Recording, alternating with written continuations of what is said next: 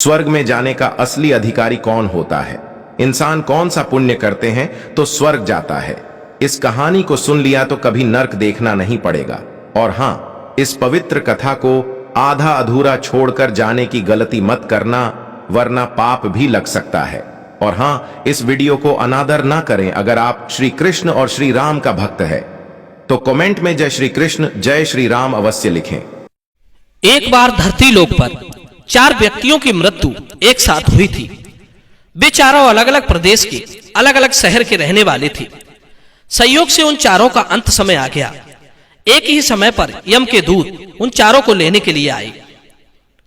मरने वालों में एक तो किसी शहर का राजा था, एक बड़ा धनी व्यापारी था, तीसरा एक पूजा पाठ जप तप करने वाला पंडित था, और चौथा एक मजदूर था जो दिन भर मेहनत मजदूरी करके अपने परिवार का पालन पोषण करता था।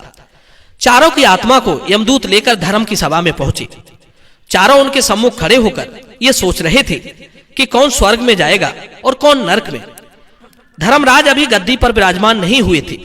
उससे पहले ही वे चारों आपस में बातचीत करते हुए स्वयं को ही स्वर्ग का दावेदार ठहरा रहे थे।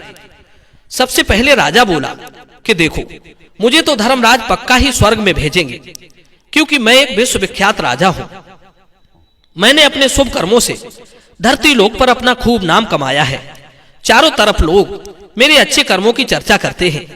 कभी कोई मेरे द्वार से खाली हाथ नहीं गया। जो आया मैंने उसे इतना दिया कि वो जीवन भर मेरा नाम नहीं भूल पाएगा। हर तरफ मेरे नाम का यशोगान हो रहा है। मेरे द्वारा लुटाए गए दान से लाखों लोगों को खाने को अन्न मिला है, रहने को आश्रय मिला है। इसलिए मेरे कर्मों को देखते हुए धर्मराज पक्का मुझे ही स्वर्ग में भेजेंगे। राजा की बात सुनकर वो धनवान व्यापारी कहने लगा, हे भाई, मैंने भी पृथ्वी पर रहकर खूब धन कमाया और उस धन से मैंने लाखों लोगों की सहायता की। मैंने अपनी कमाई का 11वां हिस्सा सदैव दीन दुखियों की सहायता में लगाया है।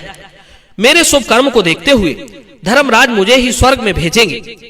ये बात मैं पहले से जानता हूं। व्यापारी की बात सुनते ही पंडित जी कहने लगे, अरे भाई, क्यों व्यर्थ की बातें करते हो? स्वर्ग में जाना कोई आसान काम नहीं है। स्वर्ग में जाने के लिए दान धर्म के साथ साथ जप तप पूजा पाठ भी करना पड़ता है। इसलिए स्वर्ग में प्रस्थान तो हम ही करेंगे, क्योंकि मैंने भगवान का खूब जप तप पूजा पाठ किया है। पूरा जीवन मेरा पूजा आराधना में बीता है। मेरे शुभ कर्मों के कारण मुझे ही धर्मराज स्वर्ग का दरवाजा खोलेंगे। यह बात मैं अच्छी तरह से जानता हूं। जब इस प्रकार तीनों ने अपनी अपनी बात कह दी, अपने अपने लिए स्वर्ग का दावेदार ठहरा दिया, अब सब उस चौथे व्यक्ति मजदूर की ओर देख रहे थे कि देखे ये क्या कहता है। क्या इसने भी कोई अच्छा काम किया है या नहीं, या फिर इसका पूरा जीवन मजदूरी करते हुए दूसरे के अधीन रहकर ही बीता है। मजदूर उन सबकी बातों को चुपचाप नीचे को नजरें झुकाए खड़ा खड़ा सुनता रहा, और वे तीनों बड़े गर्व के साथ अपनी अपनी प्रशंसा करते जा रहे थे। तभी धर्मराज अपने साथी चित्रगुप्त के साथ दरबार में हाजिर होते हैं। चित्रगुप्त के हाथों में एक मोटी सी किताब थी, जिसमें समस्त प्राणियों के कर्मों का लेखा जोखा लिखा था। धर्मराज अपने सिंहासन पर विराजमान होते हैं। उसके बाद चित्रगुप्त ने राजा को अपने पास बुलाया और उससे पूछने लगे कि तुम बताओ, तुम तो धरती पर बड़े ही प्रख्यात राजा थे। तुमने अपने जीवन में कौन कौन से शुभ कर्म किए हैं? कितने लोगों को दुख दिया है, कितने लोगों का भला किया है? मैं अपनी पुस्तक में देखकर ये फैसला करूंगा कि आप स्वर्ग में जाने के अधिकारी हैं या नहीं हैं। तब बड़े गर्व के साथ राजा अपने कर्मों को बताता है, हे भगवान, मैं एक बहुत बड़े राज्य का स्वामी था। मेरा राज्य बड़ा ही समृद्ध और खुशहाल था। मेरे राज्य में दीनहीन बहुत ही कम थे। सब मेरी छत्र छाया में बड़े आनंद के साथ जीवन यापन कर रहे थे। मैंने अपने राज्य के लोगों को किसी चीज की कमी नहीं होने दी। हर भूखे को भोजन मिलता था। लाखों की धन माया उन्हें रोज दान की जाती थी। प्रजा के लोग मुझसे बहुत खुश रहते थे। दिन रात वे मेरा यशोगान करते थे। यही मेरे जीवन के अच्छे कर्म हैं। राजा की बात सुनकर चित्रगुप्त ने अपनी पुस्तक में देखा और देखने के बाद राजा से कहा, तुम्हारा कथन सत्य है। सचमुच तुमने अपनी प्रजा को बहुत सुख दिया है, परंतु इसके साथ साथ तुमने अपराध भी बहुत किया है। तुमने अपनी राज्य की सीमा को बढ़ाने के लिए जितने युद्ध लड़े हैं, उन युद्धों में हजारों लाखों की संख्या में सैनिकों ने अपनी जान गंवाई है। उन सबकी मृत्यु का कारण सिर्फ तुम हो। उनके परिवारों को, उनके बच्चों को अनाथ करने वाली, उनकी स्त्रियों को विधवा बनाने वाली सिर्फ तुम हो। तुमने लोभवश हजारों परिवारों को घोर दुख दिया है। युद्ध लड़कर राज्य बढ़ाने से अच्छा था कि तुम अपने पड़ोसी देशों से मित्रता करके उनके साथ व्यापार करती। आपका राज्य तब भी समृद्ध और संपन्न होता। तुमने अपनी प्रजा को सैनिकों के रक्त से सींचकर सुखी बनाया है, इसलिए तुम स्वर्ग के अधिकारी नहीं रहे।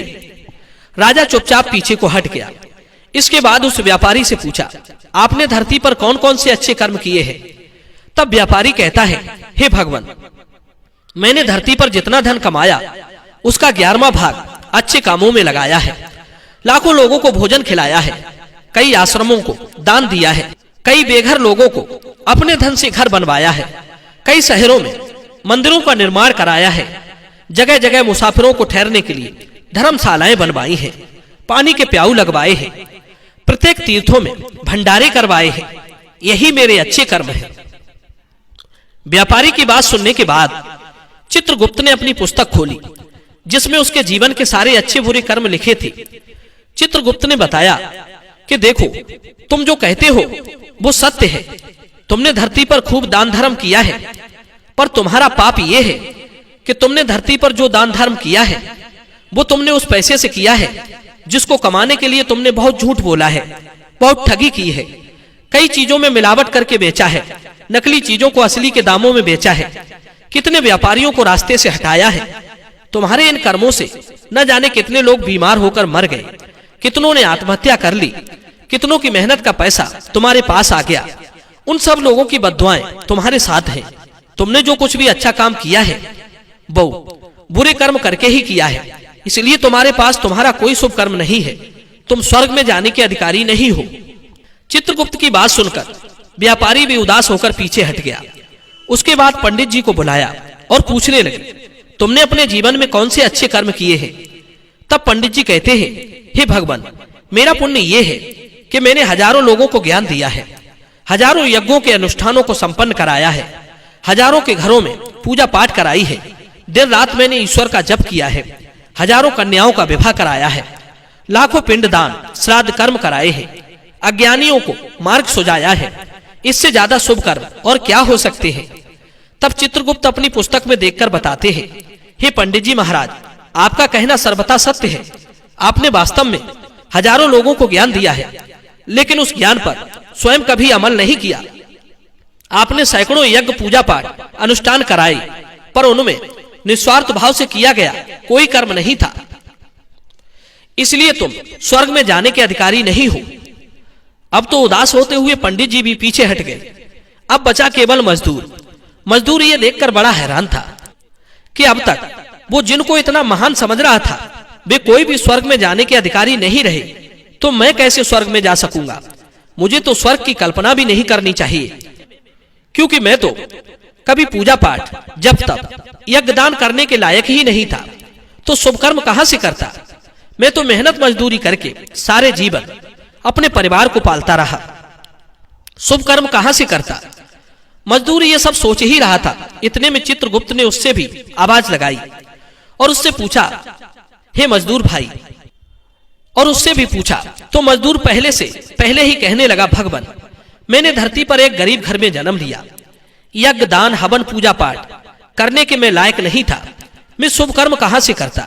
मुझे तो अपने परिवार का भरण पोषण ही कर पाया। मैं जानता हूं भगवान कि मैं स्वर्ग जाने का अधिकारी नहीं हूं।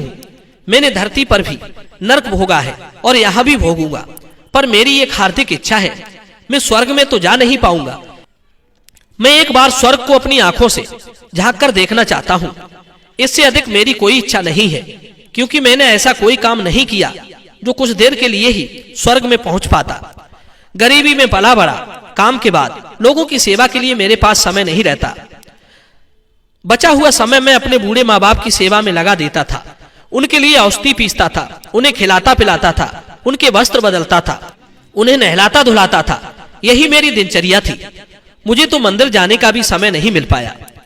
मजदूर की बात सुनकर चित्रगुप्त ने अपनी पुस्तक में देखकर पूछा, हे मानव, तुम ध्यान करके सोचकर बताओ, तुमने कभी तो कोई शुभ कर्म किया होगा। तब मजदूर अपने पूरे जीवन काल के घटनाक्रम को याद करता है। तब उसे याद आया कि एक बार उसे बहुत तेज भूख लगी थी। वो रोटी खाने के लिए बैठा ही था कि इतने में वहां एक बहुत ही कमजोर कुत्ता टहलता हुआ आ गया, जो ठीक से चल भी नहीं पाता था। वो आकर मेरे सामने बैठ गया और मेरी रोटी को गौर से देखने लगा। मैं समझ गया कि वो कुत्ता भूखा है। मेरे अंदर से आवाज आई कि एक भूखे बेजुबान जानवर को छोड़कर तू कैसे अकेला खा सकता है। वो भी मेरे पास आकर के बैठ गया। मैंने वो रोटी स्वयं ना खाकर उस कुत्ते को खिला दी। उस दिन मैंने पूरे दिन भूखे पेट रहकर ही काम किया था। मजदूर की बात सुनकर चित्रगुप्त मुस्कुराए और उसका हाथ पकड़ करके बड़े सम्मान के साथ उसे स्वर्ग में लेकर गए और बोले, वास्तव में आप ही स्वर्ग में रहने के अधिकारी हो।